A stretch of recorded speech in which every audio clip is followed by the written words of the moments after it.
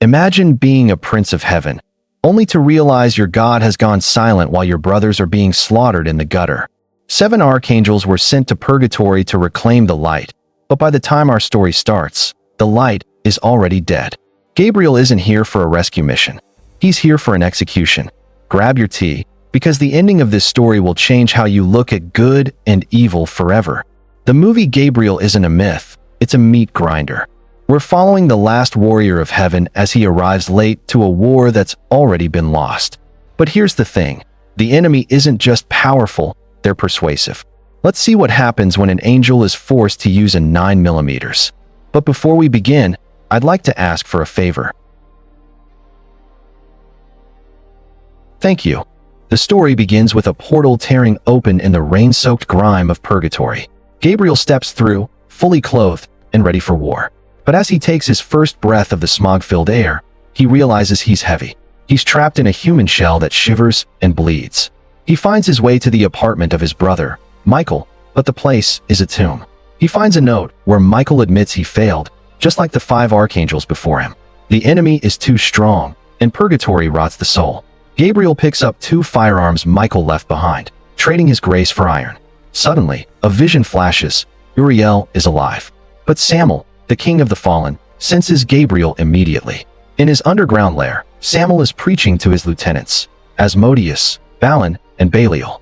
When Belial disrespects him, Sammael doesn't argue. He snaps Belial's neck. 7 fallen becomes 6. Sammael sends Moloch to ambush Gabriel, but Gabriel shreds him in a rainy alleyway. 1 down. Gabriel follows the vision to a rusted bus and finds a homeless, broken alcoholic. This is Uriel.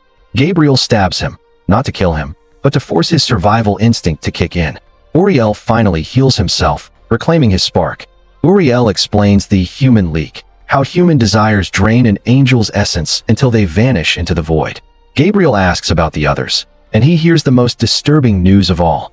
Amitiel, a female arch, was stripped of her wings by Sammael when she fought him, became mortal, and forced by Sammael into prostitution as Jade.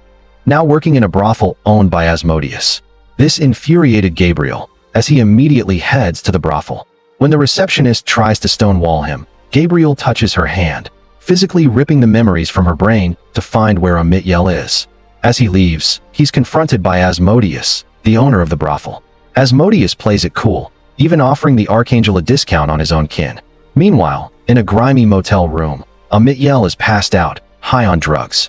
She wakes up to find 2 men entering. One of them is the fallen, Balin. Balin isn't there for a service. He's there for blood. He begins to violently beat her, planning to assault her with the other man. But just as things hit a breaking point, Gabriel crashes through the door. He engages in a frantic, high-stakes fight, executing both men and saving Amitiel from the nightmare. Gabriel is devastated by her condition. He helps her up and uses his divine power to purge every toxic substance and drug from her veins. Amitiel tries to go back to work. It's the only life she knows. But Gabriel stops her, begging her to see that there is still hope. She just looks at him and tells him the war is already lost. Sammael is in a frenzy. Lilith is mocking his plan, calling for an immediate attack. Sammael grabs her by the neck and promises to rip out her tongue if she talks back again. Gabriel is starving, so Amitiel takes him to a soup kitchen. Gabriel spots the server and realizes he knows those eyes. It's Ethereal, an archangel who chose exile and fear over the mission. Gabriel loses it. He scolds Ethereal for breaking his oath, but Ethereal breaks down, admitting he's just too weak to fight. Gabriel softens and embraces his old friend. Ethereal points them toward Raphael, who is hiding in the tunnels below. They find him gravely injured. Gabriel heals him, but Raphael is furious. By using that much power, Gabriel just turned on a beacon for every demon in the city. The retaliation is instant. Asmodeus disguises himself as an old man and leaves a bomb at the soup kitchen. Boom. Ethereal and dozens of innocents are vaporized. In the chaos, Uriel is gunned down in the street by Lilith. Sammael finds Raphael and his caretaker in the tunnels, trying to escape, and murders him and his caretaker. Gabriel jolts awake as his brother's lights go out. He rushes to the site of the explosion and sees a memory of Asmodeus in a victim's mind. His eyes turn from bright blue to a fiery, vengeful brown. The Archangel is gone. The Punisher is here. He storms the brothel, executes the goons, and finds Asmodeus surgically altering a woman's face to satisfy his own vanity. Gabriel shoots him in the eye and beats him to death with his own gun. He heals the woman and then returns to Whitfield for one last night. The next day, he finds Lilith at a nightclub. He overdoses her on her own drugs until she dies on the dance floor. Sammael attacks Gabriel from behind, knocking him out and taking him to the rooftop. Gabriel levels a gun at him, but Sammael refuses to fight. He rambles about free will and how he protected Gabriel from the start. He claims he loves him like a brother. Now, here's the 1 billion IQ twist no one saw coming. Sammael reveals that he is actually Michael. He explained that he killed the real Sammael immediately upon arrival, consuming him with rage, hate, and anger, then took his place to rule the dark. He realized that being an Archangel meant he was essentially a slave to the light. He was tired of having no choice, no personal desires, and no life of his own. He looked at purgatory not as a mission to complete, but as an opportunity to break free.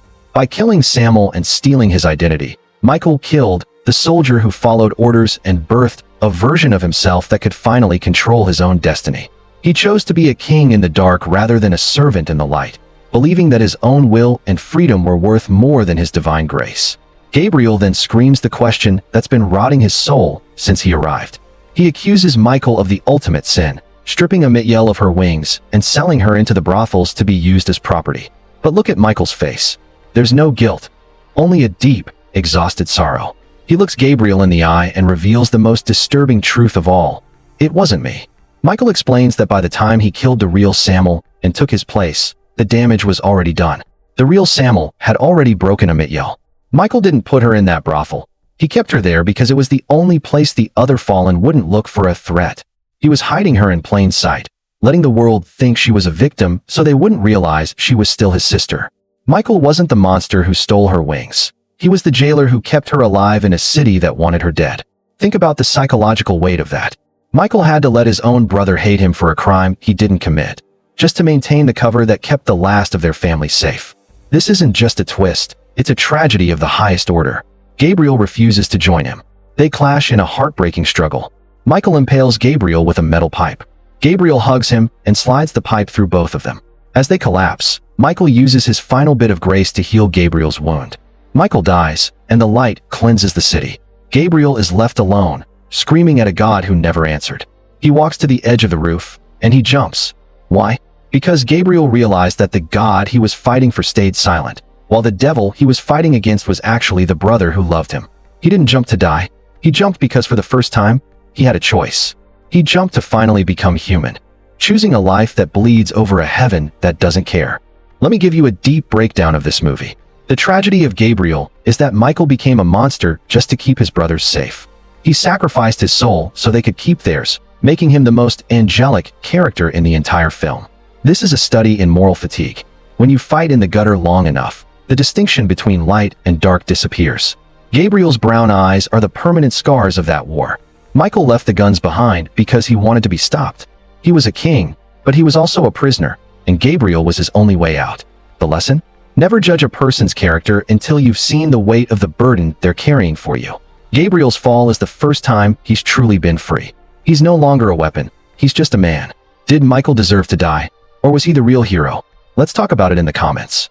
I'm putting everything into these scripts to give you the best recaps possible. If you appreciate the effort, hitting subscribe helps me keep this channel alive.